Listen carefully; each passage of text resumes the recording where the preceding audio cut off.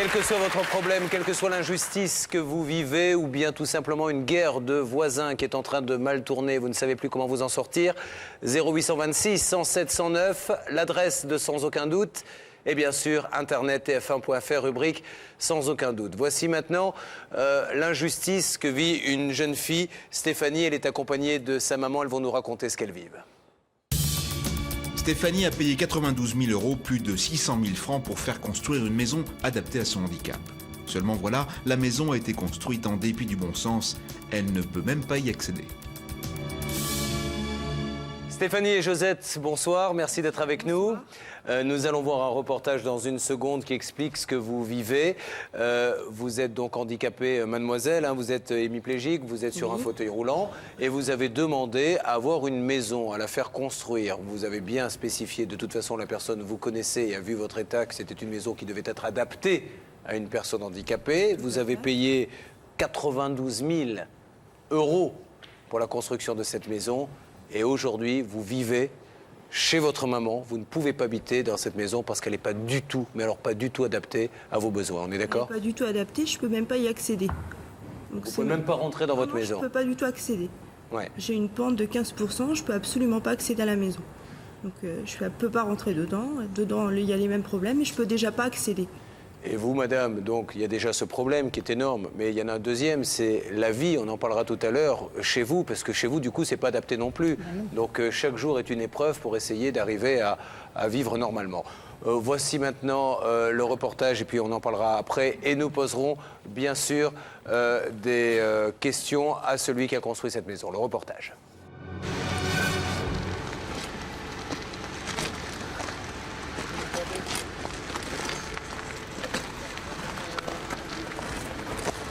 Donc vous voyez, là je suis au bout, je peux absolument pas monter. Cette maison, moi je l'ai payée 609 000 francs, elle est censée être finie. Et là je peux même pas accéder à ma maison. Stéphanie est désemparée. Hémiplégique de naissance, victime d'un terrible accident de voiture en 98, à 30 ans, le destin ne lui a pas vraiment souri. En 99, un rêve redonne sens à sa vie, faire construire sa propre maison, une maison adaptée à son handicap. Mais après 9 mois de chantier, Stéphanie découvre que rien n'a été construit comme prévu. La maison existe, Stéphanie l'a payée, mais elle ne peut pas l'habiter. Accéder, ne serait-ce qu'à la porte, est impossible. Du coup, elle est hébergée chez ses parents depuis 3 ans. C'est à eux qu'elle doit sa survie. C'est dur pour eux parce que je vois qu'ils sont en retraite et qu'à cause de moi, ils peuvent pas en profiter. Depuis son accident, ses parents mettent leur vie entre parenthèses pour veiller sur elle. Stéphanie ne le supporte pas. En 99, donc, elle se met en quête d'un constructeur qui concrétisera son rêve. J'avais contacté plusieurs constructeurs, donc ils m'avaient fait des propositions. Le constructeur que j'ai choisi pour faire ma maison avait fait celle de mes parents. Il m'a confirmé qu'il avait déjà fait des maisons handicapées, donc on s'est rencontrés à plusieurs reprises et qu'il connaissait bien le problème. L'homme est convaincant, rassurant. Stéphanie, elle, sait ce qu'elle veut. Moi, tout ce que je connaissais, c'est que je voulais des seuils extra plats. Je ne voulais pas de pente pour que ce soit accessible. Je voulais des portes de 90 de passage. Et je voulais que la salle de bain et les toilettes, tout soit adapté. Toutes les portes, je puisse circuler en fauteuil. Elle s'y voit déjà. En octobre 99, elle signe un contrat de réservation, prix de la maison, 93 000 €. Le chantier démarre en janvier 2000. 10 mois plus tard, c'est la remise des clés. Le constructeur est là. C'est la première fois que Stéphanie voit sa maison finie. Mais au bout de quelques secondes, elle réalise qu'elle va rester bloquée sur le trottoir. Il n'y aurait pas dû y avoir de pente. Elle aurait dû être en fait toute plate. Donc si j'ai pas quelqu'un pour m'aider, je peux pas accéder. Pour le constructeur, cette maison est finie. Maman, tu peux m'aider ? Première surprise de taille, la maison censée être de plein pied est en hauteur. Avec 15% de dénivelé et un seul bras valide, Stéphanie est incapable de faire rouler son fauteuil seule jusqu'à la porte d'entrée. Et elle n'est pas au bout de ses peines. Les graviers omniprésents autour de la maison aggravent un peu plus la situation. Là encore, c'est une brillante idée du constructeur, sans en aviser Stéphanie. Je peux absolument pas rentrer dans la maison, même si on m'a aidé à monter la pente. Donc là aussi, il faut me rentrer une nouvelle fois. Et normalement, le seuil est censé être extra plat, puisque j'ai payé pour ça. Donc ça, c'est un seuil extra plat selon le constructeur. L'entrée principale est donc inutilisable. Stéphanie a beau faire le tour de sa maison, il n'y a aucune entrée possible pour elle. Démonstration. La deuxième solution, donc, c'est la porte du garage. Donc, elle, c'est également une porte donc, à système électrique. La télécommande ne marchant pas, je devais effectivement donc, pouvoir ouvrir cette porte donc, par une poignée. Vous voyez, il n'y a pas de poignée, donc il n'y a rien actuellement qui me permette d'ouvrir cette porte.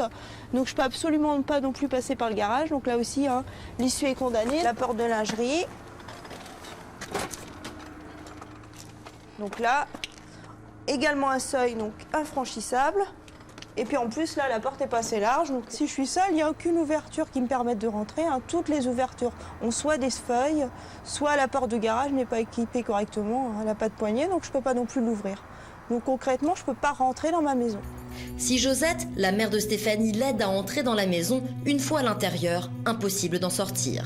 Certes, Stéphanie peut aisément circuler, certaines portes sont aux normes, la salle de bain et les toilettes aussi, mais une fois encore, les roues du fauteuil roulant se bloquent dans les seuils de porte. Voilà la porte qui me permet normalement d'accéder de la cuisine au garage. Donc là,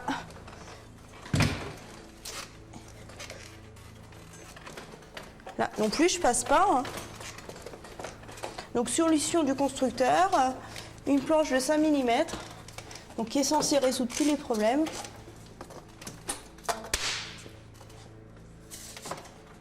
Et là encore, ça passe toujours pas. En plus, donc moi il me faut de la place pour mon bras, hein, comme je roule le fauteuil que d'une seule main. Et là, je peux absolument pas passer. Et donc pour lui également, quand vous regardez de l'autre côté au niveau des finitions, voilà ce qu'est une maison finie. Livrée à elle-même dans ce logement, Stéphanie, en cas de problème, est prisonnière de sa maison. Même si j'arrivais à franchir le seuil en rampant, je peux absolument pas sortir. Le garage, donc il n'y a pas de poignée, donc il n'y a rien qui permette de l'ouvrir. Donc s'il y avait le feu, qu'est-ce qui se passerait? Eh ben, en fait, je resterais brûlée-vive, je n'ai aucun moyen de sortir. Stéphanie est en colère, le constructeur, lui, imperturbable. Rassurant, il promet que tout va rentrer dans l'ordre rapidement. 4 mois plus tard, rien n'est fait, le constructeur ne donne plus signe de vie, il est injoignable. Seule solution pour Stéphanie, l'attaquer en justice. Un expert judiciaire est mandaté, ses conclusions sont accablantes. Dernière phrase de son rapport, la valeur d'usage ne sera atteinte qu'au prix d'une reconstruction. D'autre part, l'expert préconise des travaux. Pour Stéphanie, cette solution est incohérente et inutile. Les travaux préconisés par l'expert, ça ne répond pas du tout à mon projet de vie, ça change radicalement mon projet de vie. Un exemple parmi tant d'autres, il me condamne donc mon jardin pour essayer de diminuer la pente et me fait donc plein de zigzags sur toute la longueur du jardin pour me permettre d'accéder en fait à la cuisine. Mais alors ça augmente mes déplacements et donc ça peut prendre 10 minutes entre le fait d'aller à la cuisine et le fait d'être rendu en bas. Quoi qu'il en soit, le tribunal a tranché. Pas question de démolir, le constructeur est condamné à faire les travaux préconisés par l'expert. Problème, une procédure en appel est en cours. Pourquoi le constructeur fait-il appel? Estime-t-il que la maison est adaptée au handicap de Stéphanie? Elle lui pose la question en caméra cachée. L'homme a vendu son entreprise, c'est à son domicile que nous le trouvons. Pourquoi vous avez fait appel des travaux? Moi, c'est pas moi qui ai fait appel. Ah si, c'est vous. Je regrette. Ah bah c'est pas moi qui ai fait appel, hein. Non, mais moi, je suis prêt à faire les travaux. Mais alors qui est-ce qui a fait appel si c'est pas vous? Comme c'est pas moi, on est que deux, hein. On est parti. Oui, non. On m'a dit que c'était un avocat de... Donc vous avez bien fait appel pour une raison précise. Mais c'est pour éviter de payer l'astreinte. Si vous êtes d'accord pour faire les travaux, moi, je vais avoir un artisan, les artisans qu'il faut. Il faut un maçon. Qu'est-ce qu'il veut? Ah, ça fait 3 ans que vous me dites que les travaux vont se faire, on est toujours là maintenant. Mais on est si en vous voulez 2004. faire les travaux, moi, je suis prêt. Bah donnez-moi une date. Ah non, mais attendez, il faut que je voie l'artisan ou qu'on peut se voir sur place ou quelqu'un. Il faut que je voie le maçon, il faut que je voie quelqu'un. L'homme semble mal à l'aise et surtout pressé d'en finir. Fidèle à lui-même, il fait preuve de bonne volonté et se dit prêt à effectuer les travaux. Stéphanie est sceptique. En attendant, la jeune femme ne vit toujours pas dans sa maison. Cela fait 3 ans qu'elle est hébergée chez ses parents. Mais rien n'est prévu pour accueillir une personne en fauteuil roulant. Système D, c'est sur une chaise de bureau qu'elle se déplace péniblement. Son quotidien est un calvaire. Donc là, ça fait 3 ans que j'ai pas pris de douche, hein, je peux pas prendre de douche, je sais pas du tout. Je je peux pas du tout rentrer. Pas du tout adapté. Avec le bain de toilette, je lui lave le dos, je lui lave devant, les bras. Elle se lave le visage toute seule. Et puis après, je m'en vais dans la chambre pour lui laver sa toilette intime. Stéphanie culpabilise. Totalement dépendante de ses parents, elle a l'impression d'être un poids. C'est très très dur à vivre. C'est vrai que des fois, c'est triste, mais je le dis à mes parents, je dis suicider ou mort dans l'accident, tout serait réglé. Il ne faut pas dire des choses pareilles, hein. C'est vrai que c'est un problème qui doit vous peser à toutes les deux, mais bon, j'espère que vous avez quand même des moments de bonheur à côté de ça, et je ne veux pas entendre dire des choses pareilles, ça serait trop idiot. On va essayer de trouver une solution à tout ça. Mais ce qui nous a le plus marqué finalement en voyant ce reportage, c'est que certes, on a bien compris qu'elle n'est pas adaptée à une personne handicapée, mais il y a quand même des malfaçons qui, même si vous n'étiez pas handicapé, ne devraient pas exister. Enfin, j'ai rarement vu des portes d'une pièce à l'autre d'avoir enjambé. S'il y avait un bébé, tout le monde, ou une personne âgée tout simplement qui a du mal à soulever ses pieds, elle buterait dans ces espèces de traverses qu'il y a entre chaque pièce. Donc déjà, la maison a été mal construite. Aujourd'hui, alors on a vu, c'est vrai, ça fait 3 ans que vous l'avez dans une cuvette. Ça fait 3 ans et demi. Je peux pas prendre de douche, donc ça fait 3 ans et demi que j'ai pas pris de douche. Je me lave dans une cuvette. Pour aller aux toilettes, je peux absolument pas aller seule aux toilettes parce que bon, j'ai besoin d'être aidée. Je suis sur une chaise de bureau, il n'y a pas de frein, donc je peux pas aller seule aux toilettes. Donc soit je me retiens pour pas demander, soit effectivement il faut qu'il y ait quelqu'un. Donc faut mes parents, dès que je sois chez eux, il faut qu'ils soient chez eux aussi. Ils peuvent pas sortir tant que je suis chez eux. Et vous, c'est un poids pour vous, madame, de savoir que, non pas un poids de vous occuper de votre fille, vous le faites avec amour, mais ça doit vous faire mal au cœur, quoi, de voir qu'elle vit comme ça. Puis même vous, ça doit vous inquiéter aussi, parce que ça demande... De toute façon, je suis jamais tranquille. Non, puis moi, c'est vrai que bon, ils sont en retraite, ils pourraient profiter de leur retraite. Et de par ce problème-là, ils mangent chez eux, ils peuvent pas profiter. Pour eux, je suis quand même une charge. Alors quand on part une journée, mais c'est ma sœur qui habite à 100 km qui vient la garder. Et l'architecte était au courant, Alors, moi, vraiment, quand vous avez signé le contrat, que c'était une maison qui devait être vraiment faite pour des handicapés? L'architecte, en fait, moi, je l'ai pas rencontré directement. Mon seul interlocuteur, c'était en fait le constructeur. Oui, il est venu à la maison. C'est son architecte, mais ils ont vu ça ensemble. Moi, le seul interlocuteur avec qui j'ai discuté, c'est le constructeur. Aujourd'hui, il est à la retraite. Comment vous jugez son attitude quand il vous dit oui, c'est pas moi qui ai fait appel, oui, mais en fait c'est moi, sans trop savoir? On n'est pas en mauvais terme parce que c'est un beau parleur, il sait bien enrober les choses, il vous mène en bateau comme il veut, mais il est pas du tout responsable. Vous lui dites, il dit toujours oui. Donc vous vous dites, ça va bien finir par arriver, il dit toujours oui. Il vous donne des dates pour lesquelles les travaux sont faits. Donc j'ai eu 15 novembre, 30 novembre, 15 décembre, 31 décembre. Et puis voyant rien venir, j'ai été obligée de me renseigner sur ce qu'il y avait à faire. Mais lui, il est toujours d'accord, mais c'est pas son problème, ça le concerne pas visiblement, puisque apparemment son avocat fera les choses dans son intérêt sans le consulter, mais lui il se sent pas du tout concerné. C'est pas son affaire. Dans l'idéal, évidemment, ce serait la destruction, mais on sait que c'est quasiment impossible à obtenir. Vous avez par contre eu totalement gain de cause au tribunal concernant la réfection de la maison. C'est vrai qu'il me semble qu'on doit pouvoir tout arranger. Est-ce qu'on connaît le montant des travaux? Donc le montant des travaux a été chiffré par l'expert, mais même de toute façon, si les travaux sont faits, une chose est sûre, c'est que je ne pourrai jamais l'habiter. Donc je ne peux pas aller contre la décision de justice. Pourquoi vous ne pourrez pas l'habiter? Parce qu'en fait, ça va allonger les déplacements. Il y a plein d'endroits qui sont condamnés. Bon, déjà, le premier objectif, on va voir ce que nous dit cette personne quand on va l'appeler. Ce qui est sûr, Maître Novakovic, c'est qu'il a perdu sur toute la ligne en première instance. La maison, de toute façon, est impropre à sa destination. Le tribunal a clairement condamné la partie adverse et il indique expressément cette maison doit être habitable pour sa propriétaire en fonction de son handicap. Le tribunal condamne M. à effectuer à sa charge sans délai et sous le contrôle de l'expert. Ça peut être très rassurant pour vous parce que quand l'expert s'apercevra que ce n'est pas possible et pas adaptable à votre handicap, je suis persuadée que peut-être que les travaux seront adaptés à ce moment-là et peut-être auriez-vous la possibilité, par l'intermédiaire de votre avocat, de ressaisir le tribunal en faisant un incident, en expliquant voilà, il y a une difficulté d'exécution des travaux préconisés par l'expert. Qu'est-ce que vous attendez aujourd'hui de cette émission, sans aucun doute? J'attends de pouvoir habiter ma maison en fonction de mon handicap, même si je sais que les travaux, effectivement, il faut les faire, parce que je ne peux pas aller contre la décision de justice pour montrer qu'effectivement, même une fois fait, ça ne sera pas habitable et qu'il faut la démolir. Il faut que les choses, elles avancent aujourd'hui. Parce que moi, je ne peux plus rester chez mes parents. J'ai fait construire une maison en fonction de mon handicap, de façon à réduire effectivement mes déplacements et pouvoir l'habiter comme je voudrais. Aujourd'hui, c'est pas du tout le cas. Et puis, j'en vois pas la fin. Bien sûr. Demandons à la régie de faire le numéro de téléphone de cette personne qui a construit cette maison.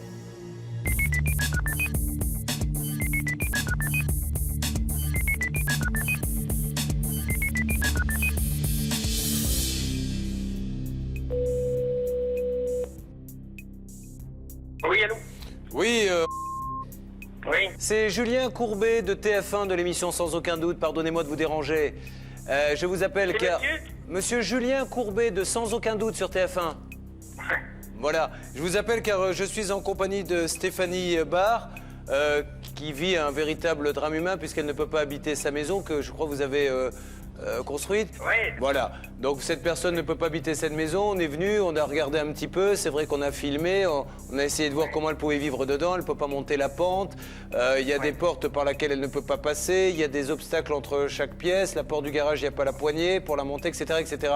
Donc aujourd'hui, monsieur, bon, je sais qu'il y a eu une décision de justice qui vous donne tort avec astreinte chaque jour. Vous avez décidé, bon, certes, de faire appel, mais si vous perdez l'appel... Il y a quelques jours, j'ai vu mademoiselle Barré, je lui ai dit qu'elle dise à son avocat d'appeler mon avocat. J'étais tout à fait prêt à intervenir tout de suite. Et j'ai rendez-vous vendredi avec mon avocat pour mettre tout en route. Alors, qu'est-ce que vous pensez au vu de... Vous connaissez bien cette maison, qu'est-ce que vous pensez qu'il faut faire pour que ça marche? La mettre aux normes selon l'expertise que a fait, voilà. Je suis tout à fait... d'accord pour faire le nécessaire très rapidement. Mais voilà, parce que nous, on était un peu inquiets, monsieur. C'est pour ça qu'on s'est permis de vous déranger. Parce que comme il y avait une action en appel, on s'est dit, bon, c'est parce qu'il ne veut pas résoudre le problème. Pourquoi vous avez fait appel, monsieur? Allô? Allô? Allô? Allô? Oui. On était en train de vous demander pourquoi avez-vous fait appel, monsieur, si vous êtes conscient du problème? C'est l'avocat qui m'avait conseillé de faire appel, voilà, c'est tout. Alors, un mot de mademoiselle Barré, peut-être. Alors, les promesses, vous me les faites depuis le départ, quand on était déjà en accord amiable. Vous m'avez promis des travaux au 15 novembre, au 30 novembre, au 15 décembre, au 31 décembre. Aujourd'hui, je peux plus vous croire parce que vous me dites ça sans arrêt. Vous me fixez les dates et il n'y a jamais rien de fait. Non, mais le premier jour, vous êtes venu me voir, je vous ai dit, est-ce que vous avez dit à votre avocat d'appeler mon avocat? Tout à fait, mais vous avez dit l'autre jour, quand je suis allée vous voir, qu'il n'y avait pas de dialogue entre nous. Je vous contacte, vous me dites, ah ben non, mon avocat est chargé de me défendre, et moi je n'interviens pas, c'est votre avocat avec le mien, mais moi je n'interviens pas. On a bien noté, mademoiselle Barré, que ce monsieur semble vouloir faire avancer les choses. Il faut que les deux avocats... Vous êtes monsieur Courbet personnellement? Oui, lui-même, monsieur. Oui, moi je suis tout à fait d'accord à intervenir si à partir du moment que mon avocat m'a dit on s'est mis d'accord, j'arrive. Bon, alors ça c'est plutôt une bonne nouvelle, mais simplement monsieur, je vais donner la parole à l'avocate qui s'occupe de ce dossier aussi pour l'émission sur TF1, parce que faites attention quand même à cette procédure qui pourrait se retourner contre vous. Oui, bonjour monsieur. J'aimerais savoir absolument quel est votre assureur, parce que vous avez été condamné sous astreinte à communiquer les coordonnées de votre assurance. Alors, qu'avez-vous fait de votre assureur? L'assurance, c'est la... Bon, monsieur, pour être clair, et pour que ce dossier avance, parce que nous, on ne veut pas laisser tomber cette jeune fille, on veut vraiment l'aider. Qu'est-ce qu'on fait alors? Je suis tout à fait d'accord avec vous. Qu'est-ce qu'on fait? Mais j'ai rendez-vous avec mon avocat vendredi à 16h30. Oui, mais alors, pourquoi, monsieur, n'avez-vous pas communiqué depuis le début de la procédure cette assurance? Si tout a été transmis à mon avocat, j'ai tout donné. Non mais c'est lui alors qui n'a pas donné les informations. Alors. J'ai tout donné à mon avocat. Il n'y a aucun problème de ce côté-là. À un moment donné, vous ne pouvez pas vous mettre tout le temps derrière votre avocat. Je vous parle à titre humain. Non mais laissez-moi parler juste à titre humain. Certes, il y a les procédures, etc. Mais vous avez une personne handicapée qui a une maison de 92 000 € qui se lave dans une bassine depuis maintenant 3 ans parce qu'elle vit chez sa mère. Donc les avocats, maintenant, même les miens, les vôtres, on met ça de côté. Vous faites les travaux et on n'en parle plus, quoi. Mais tout à fait. Je lui ai dit, elle est venue à mon domicile l'autre jour. Donnez-moi une date. Quand est-ce que vous comptez commencer? Attendez, je vois mon avocat vendredi, vous me rappelez ou vous me rappelez, vous me dites. Je ne comprends pas, expliquez-moi encore pourquoi, dans la mesure où vous reconnaissez que les travaux ont été mal faits, ce qui peut arriver, monsieur, pourquoi vous avez besoin de votre avocat pour les faire? Il n'est pas maçon, votre avocat? C'est un appel. Oui, mais vous avez tout intérêt à accélérer les choses parce que vous êtes quand même condamné, vous êtes au courant, parce que bon, vous êtes condamné à une astreinte de 30,95 € par jour de retard. Tout à fait. Et rétroactivement à compter du 1er octobre 2000. Oui, oui. Bon, ça peut vous coûter très cher. Donc Si vous perdez en appel, Donc il faudra faites vite. non seulement faire les travaux, mais Bon, payer tout ça, monsieur. Et s'il vous plaît, est-ce que vous pouvez me rappeler mardi? Oui, alors, simplement une dernière question. Vous nous garantissez là aujourd'hui que vous étiez assuré? Je suis assuré en responsabilité civile. Dommage ouvrage. D'accord, Parfait. parfait. Pour moi personnellement. Bon, alors, vous, votre avocat, Et la- vous l'aurez vendredi, c'est ça? Je vois mon avocat vendredi à 16h30. Bon, vendredi, je vous appelle en fin d'après-midi. C'est parfait. Merci, au revoir. Au revoir, monsieur.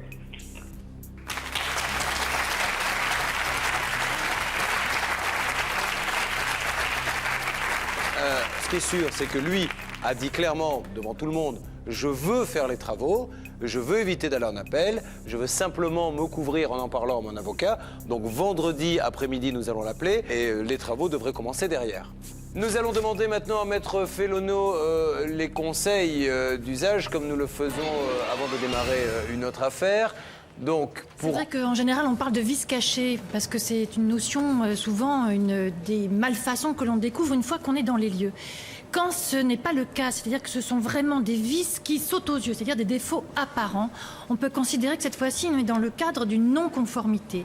Et ce qu'il faut savoir, c'est qu'en cas de non-conformité, on n'est pas obligé d'accepter la livraison de l'immeuble. Mieux, il ne faut pas l'accepter, parce que si vous acceptez de prendre les clés, sans faire de réserve, comme ça en disant on verra ensuite, c'est-à-dire ne vous faites pas embobiner encore une fois par des promesses, si vous acceptez les clés, vous acceptez tout ce qui est à l'intérieur et vous perdez votre recours. Et on voit que c'est un réflexe naturel, Stéphanie l'a eu quand elle a vu cette maison, quand elle est rentrée dedans, elle a refusé d'en prendre la livraison. merci à toutes les deux, merci mille fois. Après concertation entre les différentes parties, une réunion est finalement organisée entre Stéphanie et le constructeur. Objectif, évaluer les travaux qui seraient nécessaires pour que la jeune femme puisse un jour vivre dans sa maison. Sans aucun doute, suit l'affaire.